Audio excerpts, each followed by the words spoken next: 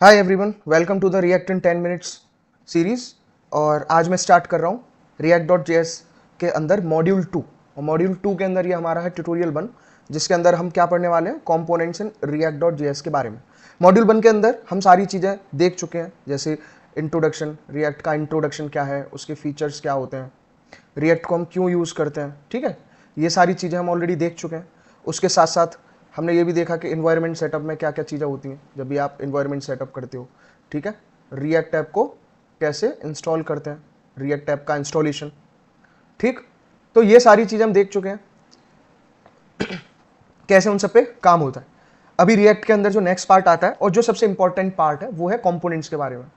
ठीक है, ये हमने रिएक्ट के फीचर्स में भी पढ़ा था, राइट। तो कंपोनेंट्स क्या होते हैं और जितनी भी चीज़ें हैं मेनली वो कंपोनेंट्स के अंदर ही होती हैं रिएक्ट में। ठीक है, जैसे कि अगर हम बात करें what is component in react, component को मैंने पहले भी ट्यूटोरियल्स में बता रखा है। आप इसको सिंपल क्या क्या बोल सकते हो, लाइक पीस ऑफ कोड, एक ऐसा पीस ऑफ कोड जिसको क्या किया जा सकता है, रीयूजेबल बनाया जा सकता है, राइट। तो अगर यहाँ पे आप देखें तो एक component in React is a reusable independent block of user interface UI.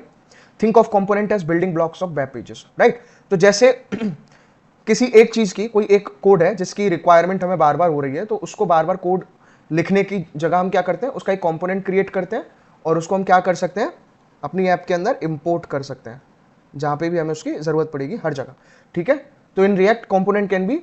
अब कंपोनेंट्स की बात करें तो जो पहला टाइप होता है रिएक्ट के अंदर कंपोनेंट में, वो होता है आपका फंक्शनल कंपोनेंट, जो कॉमनली यूज किया जाता है। तो पहला है आपका फंक्शनल कंपोनेंट, ठीक है, और दूसरा जो कंपोनेंट है वो आपका क्लास कंपोनेंट है। तो ये दो तरह के कंपोनेंट हम रिएक्ट के अंदर पढ़ते हैं। ठीक है, तो विदाउट वेस्टिंग टाइम मैं चलता हूँ वीएस कोड के अंदर।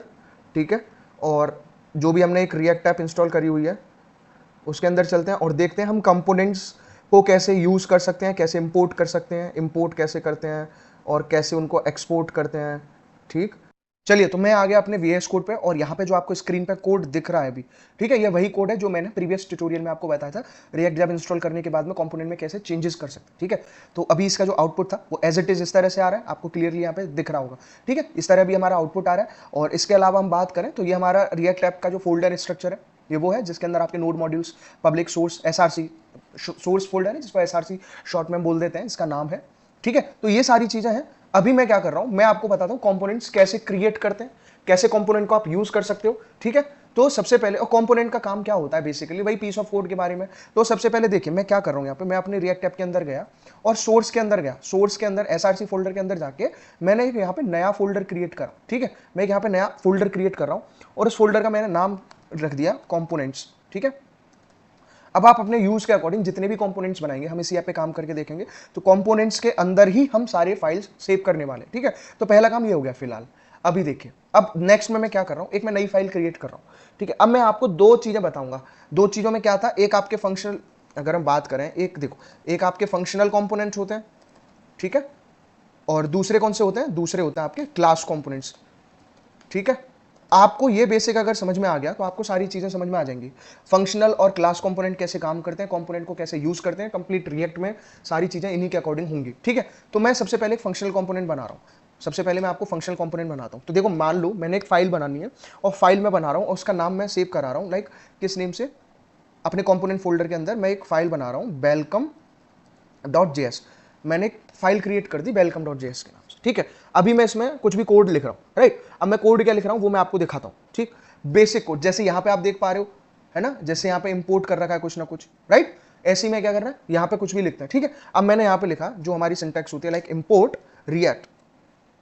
हम क्या कर रहे हैं, इंपोर्ट रिएक्ट फ्रॉम रिएक्ट, पहला तो ये आ गया। अब ठीक है, अब दूसरे की अगर हम बात करें, ये करने के बाद में मैं अभी आपको ये लिख के लाइन बाय लाइन आपको बताने भी वाला हूं कि इस लाइन का क्या मतलब होता है, नेक्स्ट लाइन का क्या मतलब होता है, आराम से देखना है। ठीक है, फिर मैं एक फंक्शन क्रिएट कर रहा हूं बिकॉज हम फंक्शनल कंपोनेंट बनाने वाले हैं। तो फंक्शन का नाम मैंने रखा यहाँ पे वेलकम। ठीक है, वेलकम रखा और यहाँ पे मैंने पास कराया एज एन आर्गुमेंट प्रॉप्स। ठीक है, यहाँ पे क्या पास कराया, प्रॉप्स। ठीक, अब इसके अंदर क्या है, सिंटैक्स कैसे चलती है, अपने करली ब्रेसेस होते हैं। ठीक, अब फंक्शन के अंदर प्रॉप, अभी मैं ये प्रॉप्स भी आपको डिटेल में समझाऊंगा, बट यहाँ पे एज एन आर्गुमेंट हम इसको पास करा रहे, रिटर्न, और रिटर्न के बाद में लाइक मैंने यहाँ पे कुछ भी लिखा, एक हेडिंग दे रहा हूँ मैं, क्योंकि JSX का कोड होता है जिसमें HTML और जावास्क्रिप्ट मिक्स होती है। यहाँ पे मैंने लिखा लाइक हेलो, राइट। अब हेलो लिखा और इसके बाद में यहाँ क्या कर रहा हूँ, जावा स्क्रिप्ट में जैसे हम स्टेटमेंट पास करते हैं विद इन करली ब्रेसेस, वो हम कर रहे हैं। तो आर्ग्यूमेंट क्या था, प्रॉप्स डॉट नेम, अभी मैंने इस तरह लिया, ठीक है, बस जो भी है। तो इसके अंदर प्रॉप्स डॉट नेम के अंदर उसका नेम प्रोवाइड करा जाएगा, राइट, और इसको कर दिया यहाँ पे बंद। अब इसके बाद हम आगे चलते हैं, तो सिंपल कोड है। इसके अलावा मैंने यहाँ पे बनाया क्या, अब यहाँ मैं यूज कर रहा हूँ एक्सपोर्ट, ठीक, एक्सपोर्ट डिफॉल्ट, और डिफॉल्ट लिख के क्या चीज, वेलकम, ठीक है, एक सिंपल एक वेलकम डॉट जेएस का एक कोड हो गया। ये हम क्यों करते हैं एक्सपोर्ट, ताकि इस कंपोनेंट को कहीं पे भी यूज कर सकें, ऐप डॉट जेएस के अंदर या फिर कोई और फाइल है जावास्क्रिप्ट फाइल, वहां पे आप इसको यूज करना चाहते हो, तो इसीलिए हम इसको अलाउ कर देते हैं एक्सपोर्ट करने के लिए। सिंपल। तो क्या किया था अभी, तो कंपोनेंट फोल्डर के अंदर जाके ये वेलकम डॉट जेएस को क्रिएट करा है। अभी देखो मैं इसको चेंज कर रहा हूँ, ठीक है, अभी तो हमें आउटपुट में क्या मिल रहा है, वही सब मिलेगा, क्योंकि अभी कुछ चेंजेस हुए नहीं ऐप के अंदर, क्योंकि मेन फाइल हमें ऐप में लेनी है। अब देखो ऐप में अगर मैं फिलहाल क्या कर रहा हूं, मैं इसमें कुछ चेंजेस करूंगा, ठीक है, मैं कंप्लीट ऐप को यहां पे हटा रहा हूं।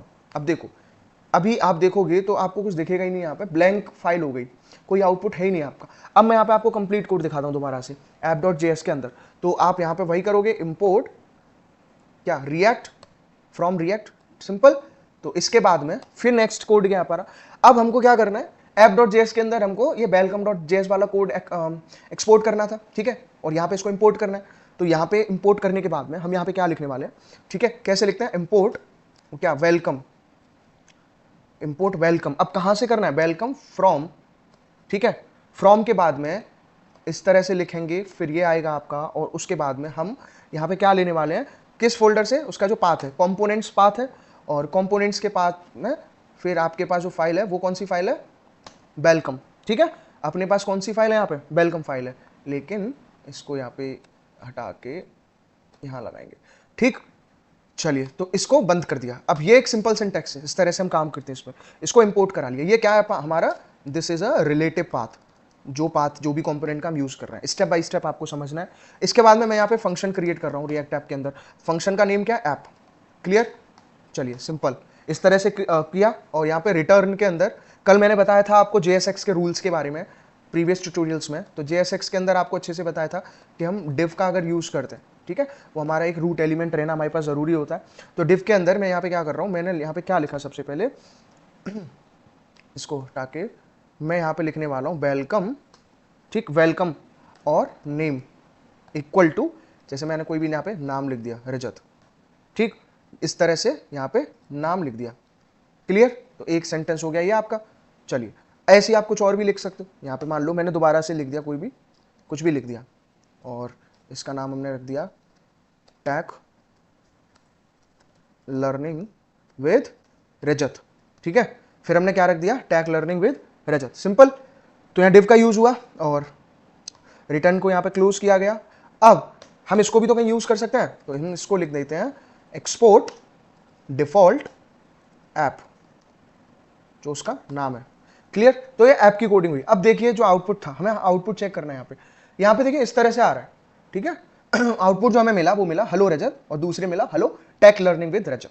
अब आप यहाँ पे देखो, एक बार मैं अपने कोड पे चल रहा हूँ, तो ऐप के अंदर आपने हेलो तो कहीं यूज नहीं करा, ठीक है, जो हेलो वर्ड आया यहाँ पे आपको जो आउटपुट में मिल रहा है, हेलो कहीं पे भी यूज नहीं करा। तो ये कहाँ से आया, ये यहाँ से आया वेलकम डॉट जेएस से हेलो, और यहाँ पे वो प्रॉपर्टीज जो भी नेम है वो उसको यहाँ पे अप्लाई करेगा। तो जैसे हम चाहते हैं कि मल्टीपल आपके नेम आ रहे हैं और उस सबके आगे हेलो लिख के आ जाए, तो हम सीधे सीधे इस तरह से प्रॉपर्टीज को पास कर सकते हैं। इस तरह से आपका कंपोनेंट काम करता है, ठीक है। तो ये एक सिंपल एग्जांपल हो गया आपके फंक्शन कंपोनेंट का, ठीक।